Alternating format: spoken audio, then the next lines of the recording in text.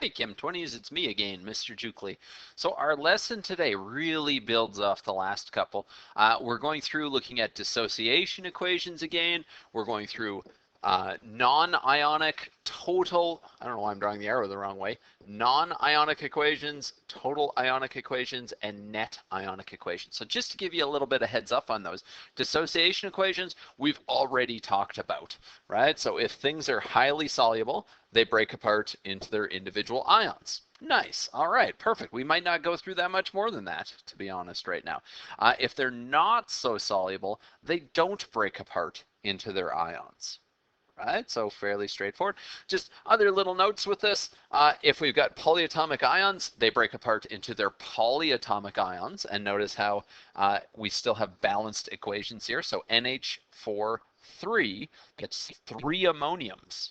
We need 3 ammoniums when all is said and done.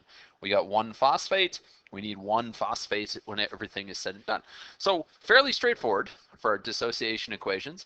For molecular compounds, we typically look at separation instead of dissociation. So if it is low solubility, it pretty much just stays as a solid, right? So we put it in water and it stays as a solid. For high solubility, though, we put it in water and it is still the same molecule. It's just now we say that molecule is aqueous. So we take some solid sugar, that's what we've got right here, solid sugar, and we put it into water and we end up with sugar water essentially. So sugar inside, dissolved inside water. So yeah, fairly straightforward. The only thing that's really missing from this is in the ionic compounds, what if they're low solubility ionic compounds? You know that we just leave them as solid, right? Low solubility ionic compounds, we just leave them as solid. So perfect, that whole section is review. Nice, that's not too bad. On to our next little bit here. This is kind of review as well. Our non-ionic equation. So non-ionic chemical equation. This is just the same as any other regular chemical equation. The state of the chemicals must be included. You need to balance it. So first balance individual entities in terms of their charges, and then balance the entire chemical equation using those coefficients. This is purposefully an easy one where the coefficients are all 1, right? Like fairly straightforward. All right, I had to rush and put that on pause because there was an announcement. I don't know if you heard that one or not. But anyways, getting back into it, non-ionic equations are just regular plain old balanced chemical equations. That's the long story short. Make sure you include the states, and if you don't know the states, know that you can always check, oops, passed it, on page 6 of your data booklet, which we're going to need, so I'm going to clean up a little bit here. Page 6 of your data booklet to check. So balanced chemical equation, including states. Nice. Where things start to get a little bit newer now is for our total ionic equation. So this is now essentially we've taken our balanced chemical equation and everything that can dissociate, everything that can dissolve, we have dissolved it. So if we see up here, silver nitrate. That one is highly soluble, and down here I've got it broken apart into silver and nitrate. Don't worry about the don't worry about the things that are crossed off yet. We'll talk about those in a split second. I'm going to get a different color up here, and we'll say, oh, sodium chloride. So sodium chloride, yeah, totally. That one's highly soluble, and we see down here in our total ionic equation that it is broken apart. It has dissociated into sodium ions and chlorine ions. Nice. So that's really not so bad, right? Essentially what we're doing is we're doing dissociation equations. Uh-oh, I don't know if I'm going to be able to find that color again. I think it was that one. We're doing dissociation equations, but sort of inside of our balanced chemical formula. Next one that we could check out, so let's just grab another random color, is my silver chloride. Silver chloride, this one does not dissolve. It's got low solubility, so when it's in our total ionic equation, everything is broken apart that's going to get broken apart. It's not actually going to dissociate into ions. It's going to stay as a solid. And then finally, my last color, let's do this classic blue. My sodium nitrate, highly soluble. It's going to break apart into sodium ions, and nitrate ions. So it's just taking that, again, a total ionic equation is literally just taking our balanced chemical equation and breaking everything apart into ions that and dissolving everything that can dissolve, right? So it's like doing a bunch of dissociation equations realistically. The last part of this, and this is where we're actually crossing things off. What color have I not used yet? I have not used red, so let's find a red felt pen. And red's good for crossing things off anyways. So our net ionic equation, so we've got this chemical equation that's going on up here, right? Our balanced chemical equation. We've broken apart to see the actual ions. Our net ionic equation is realistically just telling us what is actually changing. Because when I go through and when I look at nitrate, so I'm going to highlight nitrate before the equation, it's NO3 aqueous. And then I look at nitrate after, it's still NO3 aqueous. So it's still floating around in solution, still surrounded by water molecules. So what we do with that is we say that's not actually changing in our chemical reaction. So we cross those off, and what we do is we call them spectator ions. So those are spectator ions. Same thing with sodium. Let's see. So sodium is Na positive aqueous on this side, Na positive aqueous on this side. So it doesn't actually change.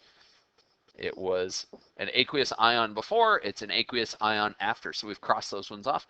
Now, when I look at the other things, like my silver. So I've got silver ions. They're aqueous before or in the reactants, and then after, they're part of a solid compound. That has definitely changed.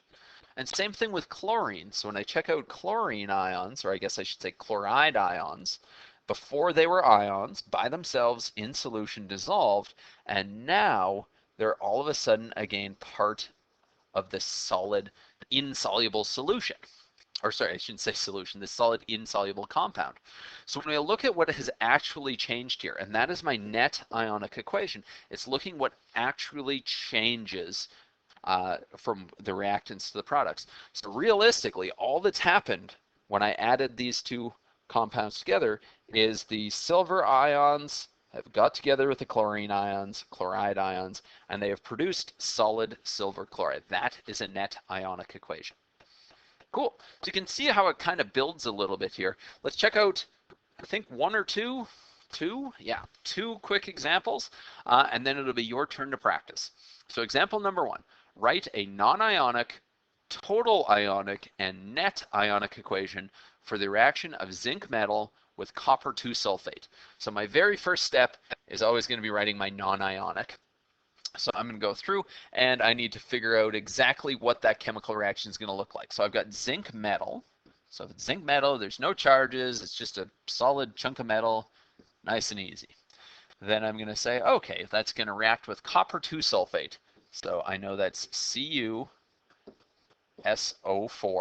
I have to check the charges on this so we can check our periodic table. Well, I know that copper has a charge of 2+, and I know that sulfate has a charge of 2-. So those charges are already balanced. So I think that one is good to go. Now it tells me in this, so it doesn't tell me copper 2 sulfate. So we should probably check our solubility table. I'm going to guess that it's aqueous, but let's check to be sure. So here's sulfate, there's sulfate, and then I go down and it says most things are highly soluble, except for calcium, strontium, barium, silver, mercury 2, lead 2, and I believe that is either radium or radon. So that means that it must fall under most. So I was right, copper 2, definitely soluble. Then the next thing that we get, this is a single replacement reaction. So I've got a metal reacting with a compound. The metals are essentially going to switch places. So copper was in a compound before. Copper is going to be all by itself. And zinc was all by itself. Zinc is now going to be in the compound. So ZnSO4. And I just have to double check. The charge on zinc is also 2+. So this actually makes balancing for this kind of ridiculously easy, to be honest. Very, very, very easy. Again, I probably want to check the state on zinc sulfate. So we'll just go back. I've got sulfate, same place. Zinc was none of these ones. So that means it still must be most. So go back here. And we know that that is indeed going to be aqueous. Nice. So even though copper had a charge when it was in the compound, when copper is all by itself, it doesn't have a charge. It's just solid copper. So perfect. Next thing I want to do is I want to break this apart. I want to make my total ionic equation. So what that means is we're breaking everything apart into ions that should be broken apart and dissolved as ions. So I'm going to move this over a little bit. Zinc just stays as zinc solid. Copper 2 sulfate, because it's highly soluble, is going to break apart into copper ions and sulfate ions, SO4 2 negative, aqueous. And then on the other side, so on the product side, well, copper, that's just solid copper, going to stay as is. And because the zinc sulfate is highly soluble, we're going to see zinc ions, and we're going to see sulfate ions, SO4 2 negative, aqueous. Now, one little note with this is kind of a big thing. Please don't get lazy. Please don't, skip writing out charges or skip writing out states. The states are ridiculously important. Charges are important too. They tell us that it's an ion that we're dealing with. So don't get lazy. Don't skip states. Don't skip charges. I know it's a little bit tedious, but if I can do it, you can do it. Perfect. Okay, so this is our, let's see, we've got our non-ionic is this one. We've got our total ionic is this one. In order to figure out my net ionic, now I just have to cross off things that aren't changing.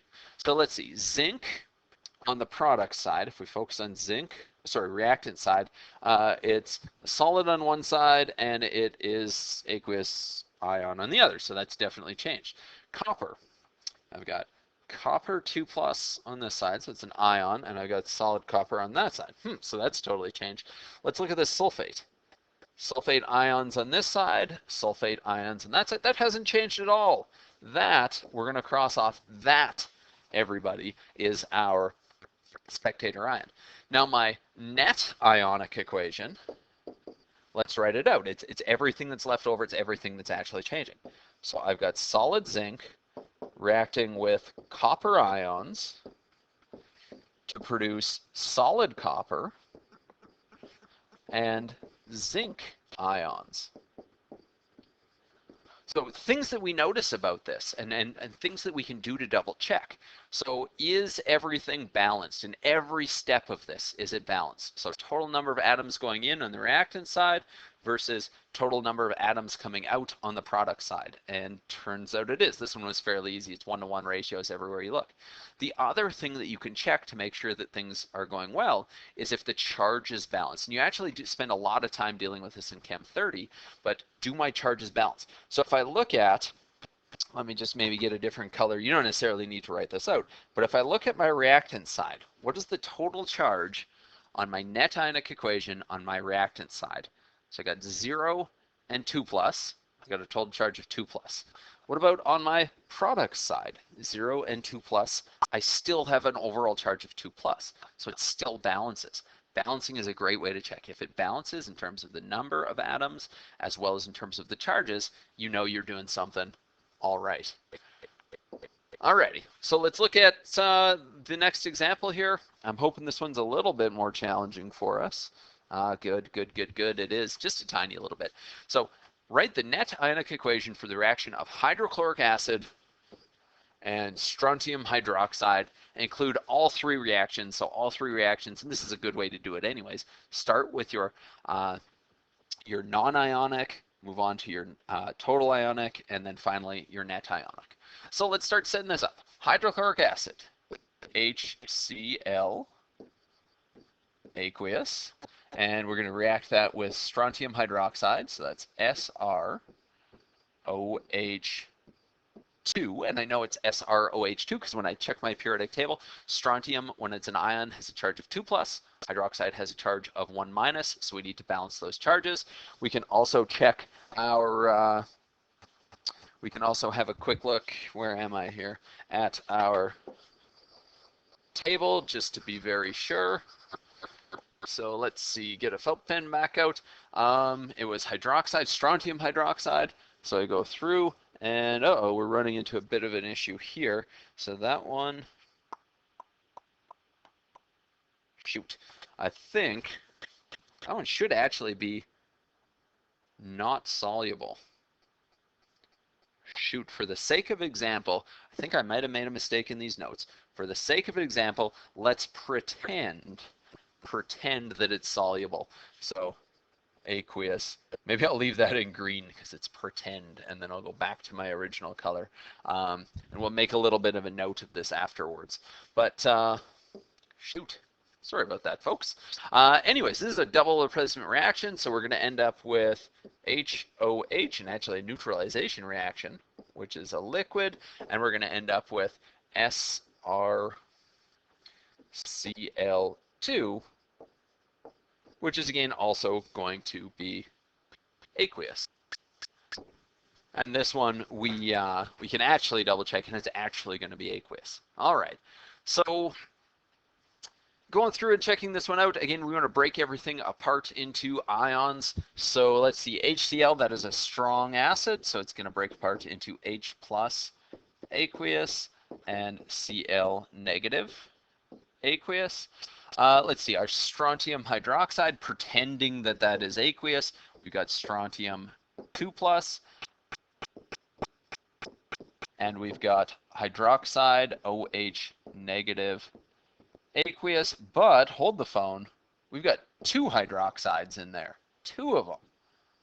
So we better make sure that we're representing that, 2 hydroxides.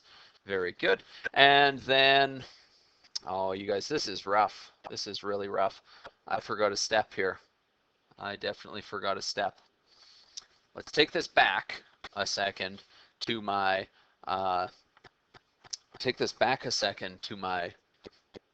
non-ionic equation. Can anybody see what I forgot to do there? So I'm actually going to do this a little bit. You know what? We'll fix it as we go. I was going to pause and then erase stuff. But anybody see what the problem is with my overall equation? My non-ionic? It's not balanced, right? We got to go through and we got to balance the whole thing. So I think I need to put a 2 here, and I need to put a 2 here, which means when I'm breaking apart HCl, I'm actually breaking apart 2 HCl's, so I should have 2 chlorines on either side there. And again, when I'm breaking apart my water, actually that's a lie, I don't break apart my water, so it stays as HOH or H2O, and I've got 2 of them. So we forgot to balance right off the bat. My apologies. This example just is not working out for me, I guess. And then finally, excuse me, we've got SrCl2. That one is aqueous. So Sr, or strontium, breaks in part into Sr2 plus aqueous plus Cl negative aqueous. But wait a second, we've got 2 of those, so we want to make sure we put a 2 in front. Nice. Now we go through and we can cross off every single thing that doesn't change from one side to the other. So let's see. Hydrogen ions before, now it's stuck in water. That has changed. Okay, chlorine. Let's do the next one, chlorine. Chlorine was ions before, and we had 2 chlorine ions after. That didn't actually change, so let's cross that one off. Strontium. Strontium was 2 plus before, and strontium is still 2 plus. It's an ion after, so we can cross that one off. And then hydroxide ion. Hydroxide, well, we had 2 hydroxide ions before, and afterwards they're stuck in the water molecules, so we kind of leave those alone. They have changed. They've definitely changed. Then my net ionic equation, I'd say, is 2 hydrogens plus 2 hydroxides goes to 2 water molecules, which are liquids. Again, please do not get lazy with any of these pieces here, with like charges or anything.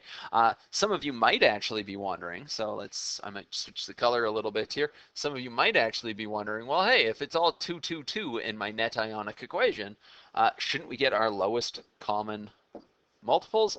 And absolutely we could. So we could even reduce this to 1 hydrogen plus 1 hydroxide makes 1 water.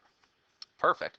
Then finally, the little note that I wanted to make, so find a nice, I can't tell what color that is, green. So I'll make a little note with that green thing. Technically solid, but Jucli screwed up the example, pretend aqueous. All right. As long as we got that note, as long as we understand when we're coming back to it later. Cool. So that is net ionic equations. That is our next lesson for you to check out. There is practice on, let's see, I believe it's the rest of this page. Yeah, so there's page 14 and practice up to, oh, nice. Yeah, okay, perfect. Practice up to here. The summary is right here. And our answer key for this, so you could probably check out Google Classroom as well, but you also have an answer key right here in terms of the net ionic equation anyways. You don't have the totals, right? If you're looking for a detailed answer key, check out Google Classroom, but this will give you your final answer for the net ionic equations. Cool. So another lesson under our belts, folks. Good stuff. Keep up the good work. And as always, if you need anything, please contact me through email or through Google Classroom, and we'll do our best to get to what you need. All right, Chem 20s, we'll talk to you again soon. Bye for now.